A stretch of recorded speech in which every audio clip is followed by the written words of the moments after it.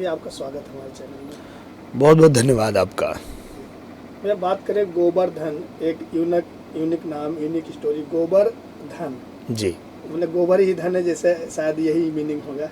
क्या कहना चाहेंगे इस फिल्म को लेकर? हाँ, ये मेरे जो बहुत ही पसंदीदा निर्देशक मंजुल ठाकुर जी, जिन्होंने हिंदुस्तानी 2 बनाया, जिन्होंने राजा बाबू बनाया मेरे साथ में, और तो बहुत सारी फिल्में किया उन्होंने, और लोगों को बहुत पसंद आई उनकी फिल्म।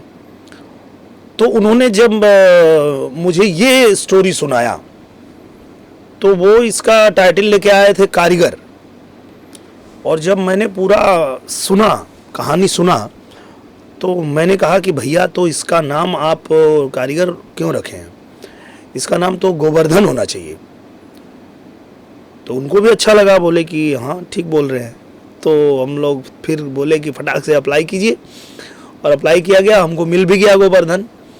तो उसके बाद जो है हम लोग इस पे काम करना शुरू किए, और अब आकर के हम लोग यहाँ प्रतापगढ़ में इसकी शूटिंग शुरू कर दिए हैं, और 3 दिन अभी हुआ है। लेकिन इसको करते हुए इतना मज़ा आ रहा है कि मुझे फिर से राजा बाबू की याद आ रही है कि एक बार फिर हमारे जो दर्शक हैं, जो हमारे भाई हैं, जो हमारी बहनें हैं, जो हमारे चाहने वाले हैं, उनके लिए मैं फिर से ये कह सकता हूँ कि एक बहुत ही मनोरंजन वाली फिल्म ये गोवर्धन मिलने वाली है। कि गांव में अक्सर गोबर गणेश इसी तरह से जो है, जो नाकारा होता है उसको इस तरह से उपाधि दी जाती है, तो कहीं वो भी तो इसमें दिखा? ऐसा नहीं है, इसका नाम तो गोवर्धन है, पर गांव में आप जानते हैं कि जैसे नाम अगर कितना भी अच्छे से रखा जाए, पर लोग बिगाड़ के ही बुलाते हैं नाम। तो गोवर्धन नाम है इसका, लेकिन अब पूरा गांव गोबर गोबर ही कहता है।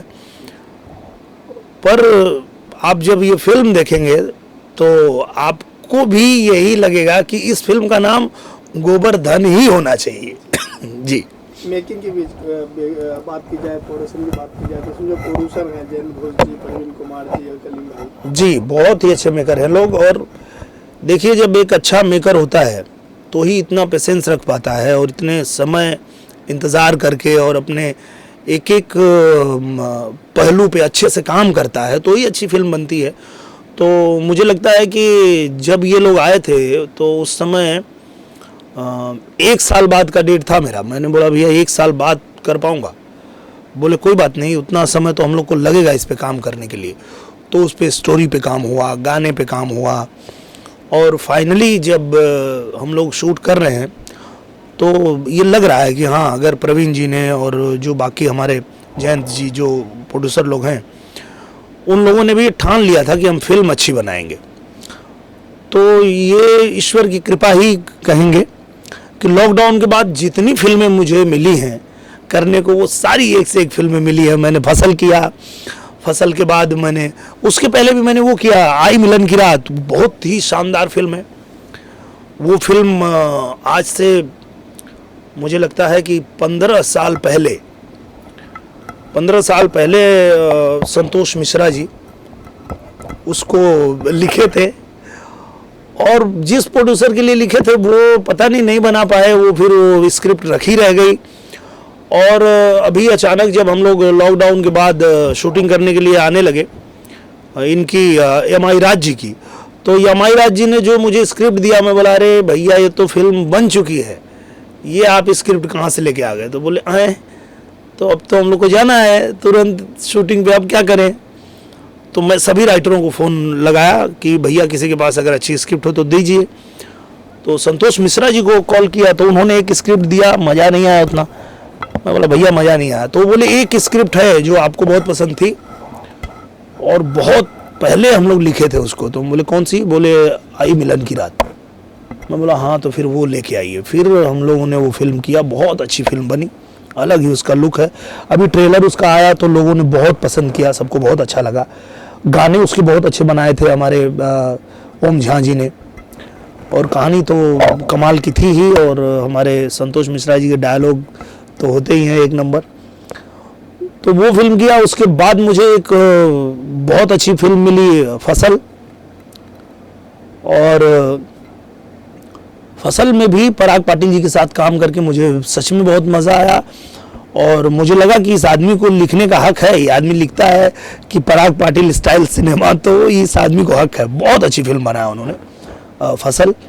और एक फिल्म मैंने किया इसी बीच रजनीश जी के साथ, जो मेरे परम मित्र हैं, जिनके साथ हम लोग निरहुआ रिक्शा वाला से जुड़े हुए हैं, तब से लेके हमारा साथ है, मित्रता है हमारी। तो उनके साथ मैंने फिल्म किया माई, वो भी बहुत ही शानदार फिल्म। और उसके बाद एक बीच में और फिल्म मिल गई अंगूठा छाप, तो वो भी कमाल की स्क्रिप्ट। और उसके बाद अब ये फिल्म हम लोग कर रहे हैं गोवर्धन, तो ये एक पे एक ही स्क्रिप्ट मिलती जा रही है। मतलब मुझे लगता है, और मैं ये किसी से कह भी रहा था कि यार मुझे जिस तरह का कोविड हुआ था, लगता नहीं था कि मैं बचूंगा, लेकिन ईश्वर ने पता नहीं जब बचाया है और दर्शकों के आशीर्वाद प्यार से ही मैं बचा हूँ। तो अब कुछ अलग लेवल का करना है, कुछ और बेहतर करना है, क्योंकि एक जीवन फिर से मिल गया, तो इसको ऐसे ही वेस्ट नहीं करेंगे। और ईश्वर ने भी साथ दिया कि मुझे अच्छी अच्छी स्क्रिप्ट मिल रही हैं।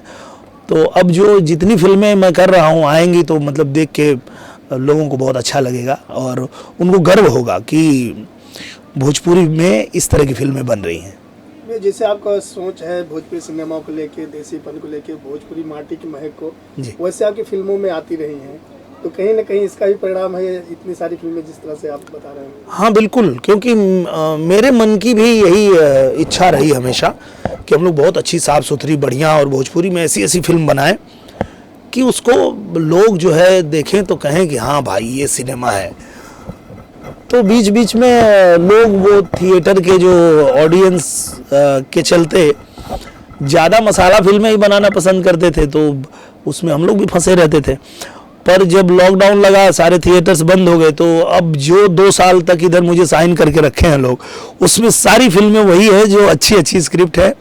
और लॉकडाउन में लोगों को लगा कि जब थिएटर खुलना ही नहीं है और ऑडियो वीडियो सेटेलाइट के भरोसे ही हमको चलना है, तो टीवी पे तो अच्छी फिल्में ही लोग देखते हैं। टीवी पे तो आप मतलब पूरे परिवार के साथ देखने वाली फिल्में ही आती हैं, क्योंकि वो घर में लोग बैठे हैं, अपने परिवार के साथ बैठे हैं। आप कुछ भी उठपटांग उल्टी सीधी फिल्म दोगे तो लोग उठ के चले जाएंगे या तो चैनल चेंज कर देंगे। तो मजबूरी हर निर्माता की हुई कि अब उनको अच्छी फिल्में ही बनाना है, और ये एक अच्छा हुआ। मैं तो मानता हूँ कि अगर हम लोगों को कोविड ने बहुत नुकसान दिया, बहुत दर्द दिया, बहुत सारा खतरे से हम लोग गुजरे, लेकिन ये एक काम अच्छा कर दिया कि भोजपुरी सिनेमा को सुधार दिया। भोजपुरी सिनेमा में लोग मसाला फिल्में छोड़ के और अब फसल, माई और अंगूठा छाप, गोवर्धन, इस तरह की अच्छी स्क्रिप्ट पे काम कर रहे हैं, तो ये अच्छा लग रहा है। मैं बात करें निर्माता, जैसे फिल्म निर्माण में हमेशा अच्छी फिल्में बनती है, ऐसे में जो फिल्म वितरक हैं बिहार में अच्छी अच्छी फिल्में रिलीज करते हैं, प्रवीण कुमार जी, अब प्रोडक्शन के क्षेत्र में एज ए प्रोड्यूसर भी उतर गए हैं, क्या कहना चाहिए प्रवीण जी के बारे में? प्रवीण जी के बारे में मैं यही कहना चाहूँगा कि एक प्रवीण जी के बारे में भी और मैं निशान जी के बारे में, दोनों लोगों के बारे में कहना चाहूँगा कि दोनों लोग ही वितरक होके और इतने अच्छे कॉन्सेप्ट पे फिल्म बना रहे हैं। नहीं तो नॉर्मली मसाला फिल्में ही पसंद करते हैं जो वितरक लोग होते हैं, जो डिस्ट्रीब्यूशन करते हैं, उन लोगों को मसाला फिल्में ही चाहिए होती है। लेकिन ये दोनों लोगों ने ही, निशान जी ने भी बहुत ही बेहतरीन स्क्रिप्ट माई बनाया, द प्राइड ऑफ भोजपुरी माई, और वैसे ही ये हमारे प्रवीण भैया भी ये भी बना रहे हैं गोवर्धन। तो मुझे ये देख के बड़ा अच्छा लग रहा है। तो मुझे अब ये भी उम्मीद जगी है कि अब जब थिएटर्स खुलेंगे तो वहाँ हमारी सारी अच्छी फिल्में जो है लोगों को देखने के लिए मिलेगी और लोग बहुत आनंद उठाएं।